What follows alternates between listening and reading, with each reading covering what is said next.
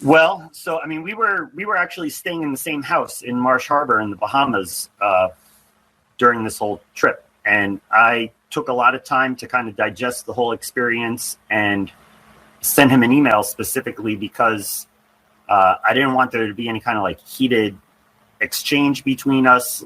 I mean, he's not the kind of character that would take criticism very well, or I wanted to have him have something that he could refer back to, and that he couldn't just start an argument that he would have to read it. And he didn't respond in writing. We spoke about it, but we didn't speak about it at length. But he did take measures. He canceled that year's dives and took that carbon fiber tube and cut it up, found the defects, and made a new one at the cost, I believe, of well over $1 million. Hello and welcome to True Crime Rocket Science, the most authentic voice in true crime. So you've heard this expert saying that he heard loud cracking noises and he confronted Stockton Rush about it. He also makes a very interesting and compelling argument that Stockton Rush had a 20-year background in the aviation industry, which we all know uses composite materials. And then he applied that science and that kind of level of engineering to deep sea underwater craft, and obviously not in a way that is really sound science. Do you agree with that? So this is a true crime channel, and what we want to start doing is try and understand this guy's psychology. What are his motivations? Who is the man behind the mask? Basically just who is this guy? And, are his efforts or his endeavors above board? And what I've just seen is that a blog from the Ocean Gate Expeditions website has been scrubbed. So, are they completely transparent, or are they hiding something? Have they not been transparent all along? If the psychology is one question, the other question we're asking is a very simple but not easy question. Why? Why did this happen? And if we look at an article from the New York Times dealing with the safety warnings and these loud cracking noises, there's a paragraph that reads, quote, Mr. Rush had heavily promoted his plans for the Titan before its first deep-sea dive in 2019. Well, as soon as you do that, it's very ill-conceived. It hasn't passed these tests, and now you are, running before you can walk, essentially. There's another paragraph that reads, in an April 2019 email to Mr. Rush, Mr. Stanley said that the loud cracking sounds that they heard during their dive sounded like a flaw or defect in one area being acted on by the tremendous pressures and being crushed/damaged. He wrote that the loud cracking noise signaled that there was an area of the hull that is breaking down. Just think about that. All of this is going down 4 years before now. He heard it firsthand. He was confronted about it firsthand, even in emails. Other people confronted him. Why did he ignore it? Why did he insist in that email that's now been scrubbed that certification wasn't necessary? I suspected that they might scrub that email, so I did take a screen grab of it. I've only got the top of that blog post screen grab, but here it is. Before we get to the rest of this analysis, if you haven't subscribed to the channel, please do. I will put a link to that fascinating analysis from this guy. What is his name? Carl Stanley. It's someone who actually lived in the Bahamas. It was an expert who lived with Stockton Rush for a while. I'll put a link to that in the description. If you're enjoying this episode, please like, share, leave a comment, and let's get started. One of his prospective clients, Jay Bloom, described Stockton Rush as someone who was drinking his own Kool-Aid. And I've got an idea that OceanGate's PR provides a clue not only to the Titan's undoing, but also to Stockton's undoing. It's ironic to me that an operation that is all about depth and going deep below the surface seems to be so superficial. Predictably, as I say, OceanGate have already scrubbed a compromising post from their website. See if you can find it. It is oceangate.com/news and media/blog/2019 to 02/2021, and then why Titan is not why is Titan not classed .html. They've scrubbed a compromising post from their website defending their decision to not get certified.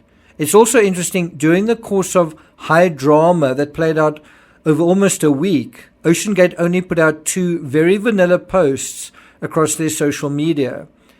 The first was in particular noticeably thin on facts and information. Now, OceanGate is a commercial enterprise, and Titan wasn't its only operation. It wasn't its only submersible. So one can imagine there will be an attempt to protect their interests, and people will try to make sure the business stays afloat. And, if you want to be cynical, if you want to blame the CEO, well, he did go down with the ship. He has paid the ultimate price. I think it's hard to say at this point whether the publicity that this incident has attracted will all be negative. Probably tens of millions of people have heard about OceanGate for the first time. And if even a fraction of those sign up with a company, they could well see their fortunes boosted. Nevertheless, one would like to see some accountability, responsibility, and transparency in regards to the Titan disaster. For starters, I don't think one should continue to sell or advertise tickets to the world's only carbon fiber submersible, given what's happened. You'd think that the whole carbon fiber aspect has now been settled. Doesn't work. It also begs the question, how many others are there? Is there a second one? Is there a backup submarine? In terms of the corporate psychology, now begins the larger process of finding out what the spirit and culture of this company was and the man behind it, and in particular, which pressures they faced and how they faced up to them. We did a similar deep dive through the timeline of the Rust incident, and we saw that it's often not just a single individual caught up in a particular mindset, but several pursuing the same agenda. Obviously, in this case, as in the case of Rust, no one intended for there to be a loss of life, but the question remains whether a reasonable person could have or should have foreseen problems. There are several ways to determine this via the financial narrative, via the PR narrative, and via the safety protocols narrative. One thing I noticed early on in this case was the CEO's attention to surfaces, things like branding and logos, and choosing a younger looking crew and pilots, and making maverick type statements, and using head turning gadgets like the game controller. I also found it interesting how well he photographed and promoted and branded his operation. He had it all up and running when it wasn't really up and running. It wasn't certified. It wasn't even safe for all intents and purposes. All of the marketing he did in running up to 2019 was shortly on the back of those loud cracking sounds. And then I think they had to scrub a lot of those missions in 2019.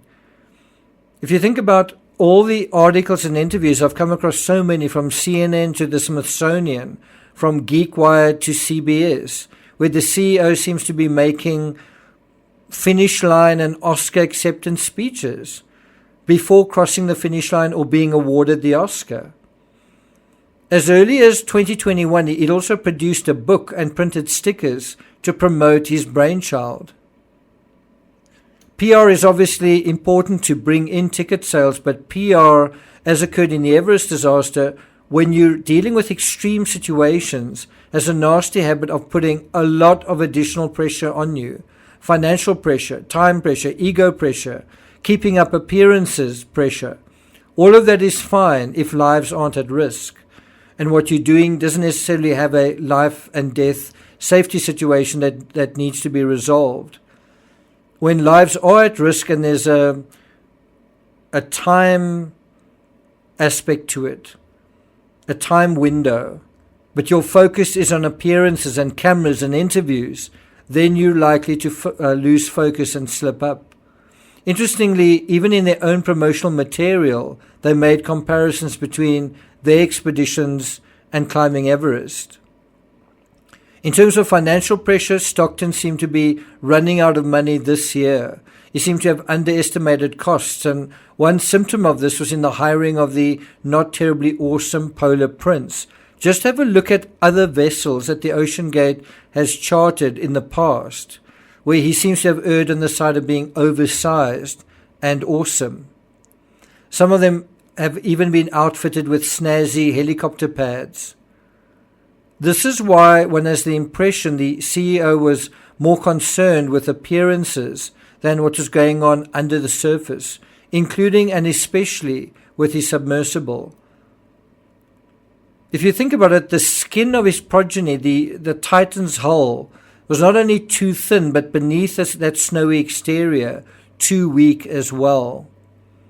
Even Titan's window, which he boasted was one of the largest for a craft of this kind, was only certified to 1,300 meters. We are starting to get an idea that he was in deeper financial difficulty and far more desperate than we actually thought in the beginning, because we see him going to clients in Florida, promising them a seat and then never delivering. We see him going to Vegas, trying to hawk 2 seats to a father and son duo, trying to explain why sperm whales don't occur at a certain depth, and then eventually offering these clients that he's met in person $100,000 discount each. That's giving away basically $200,000, and then offering seats for free to one YouTuber, then to another one, and then seeing one mission after another